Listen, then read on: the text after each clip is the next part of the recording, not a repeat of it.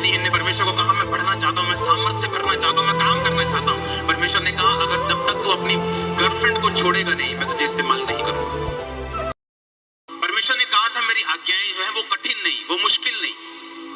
आपकी प्रॉब्लम बीमारी हो सकती है, आपकी प्रॉब्लम फाइनेंस हो सकता है, आपकी प्रॉब्लम आपका परिवार हो सकता है, आपकी प्रॉब्लम मेंटल हेल्थ हो सकती है, आपकी कोई भी प्रॉब्लम हो सकती है, वो कैरियर हो सकता है।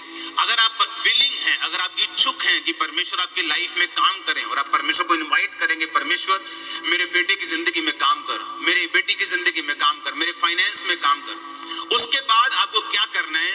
जिस तरह परमेश्वर ने चेलों को आज्ञा दी और मरियम को मालूम था कि अब ये कमांड करेगा, अब ये आज्ञा देगा, अब ये मिरेकल होने से पहले यीशु मसीह कुछ आज्ञाएं देंगे, कुछ प्रोटोकॉल देंगे, हमें उसे फॉलो करना है। हालेलुया। कई बार इस मिनिस्ट्री को बढ़ने से पहले, जब ये मिनिस्ट्री बढ़ने वाली होती थी, परमेश्वर मुझे एक बड़ा बीज बोने के लिए बोलता था और वो बीज ऐसा होता था कि हमारे दिल को हिलाता था। वो बीज, हम खाली हो जाते थे बीज बो के, लेकिन हमें मालूम था। और बीज बोने के बाद मैं अनाउंस करता कि हम डबल होने जा रहे हैं, हम ट्रिपल होने जा रहे हैं। लोग बोलते इनको कैसे मालूम? शायद कोई बड़ी मीटिंग की तैयारी की हुई है, शायद बड़े ज्यादा पोस्टर छाप दिए हैं, बड़े पम्फलेट छाप दिए हैं, बड़ी मीटिंग होगी तो लोग तो आएंगे ही। ऐसा नहीं होता। बहुत सारे लोग पोस्टर पम्फलेट्स बांट देते, छाप देते, लेकिन उनकी मिनिस्ट्री बढ़ती नहीं। लाखों रुपया स्पेंड कर देते हैं अपनी एडवर्टाइजमेंट पे, लेकिन फिर भी परमेश्वर ने ब्लेस नहीं करता। लेकिन बात यह है, जब मुझे मालूम है, मेरी इच्छा थी कि परमेश्वर मुझे सेवकाई में, मुझे मसीह में बढ़ना है, तो परमेश्वर फिर इंस्ट्रक्शंस देना शुरू करता है कि अब ऐसा बीज बोना है, अब ऐसे प्रार्थना करनी, अब इतने घंटे प्रार्थना करनी, अब इस तरह से फास्टिंग करनी, इस तरह से फायर प्रेयर करनी, इस तरह से ये मुद्दा जो हल नहीं हो रहा, इसको प्रेयर के साथ, इसको वचन वाली प्रार्थना, नोटिस वाली प्रार्थना, प्रेयर पॉइंट्स वाली प्रार्थना, इसको पर्सनल प्रेयर वाली प्रार्थना में रखना है। परमेश्वर आपको इंस्ट्रक्शंस देता है। आप मेरी बात समझ रहे कि नहीं?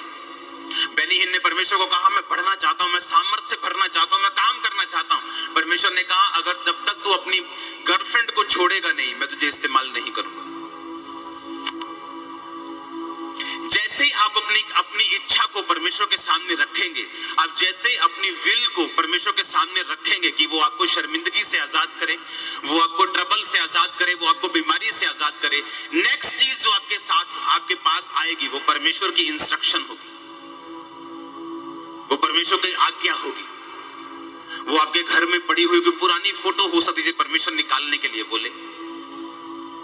वो आपका पास्ट हो सकता है, जिसे आपने संभाल के रखा है कि मेरी पुरानी फोटो, लेकिन उसमें शैतानी चीजें, वो चाहे निकालने के लिए परमेश्वर बोले।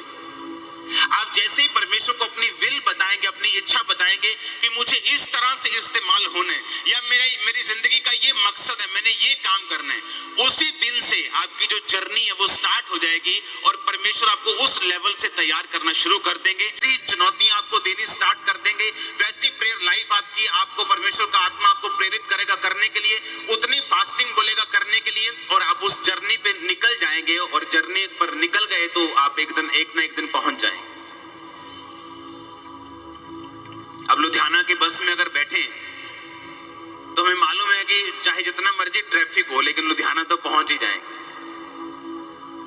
थोड़ा देर हो सकता है, कहीं ट्रैफिक फंस गया, कोई फॉग पड़ गई, कहीं धुंध पड़ गई, 1 घंटा देरी हो सकती, लेकिन डिनाइल कभी नहीं हो सकती। ऐसा कभी नहीं सुना कि यहाँ पे जलंधर से कोई बस निकली हो लुधियाने के लिए और पहुंची ना हो। आप श्योर बस में बैठे हो, जो श्योर पहुंचने वाली मंजिल पे श्योर पहुंचेंगे आप यीशु मसीह के नाम।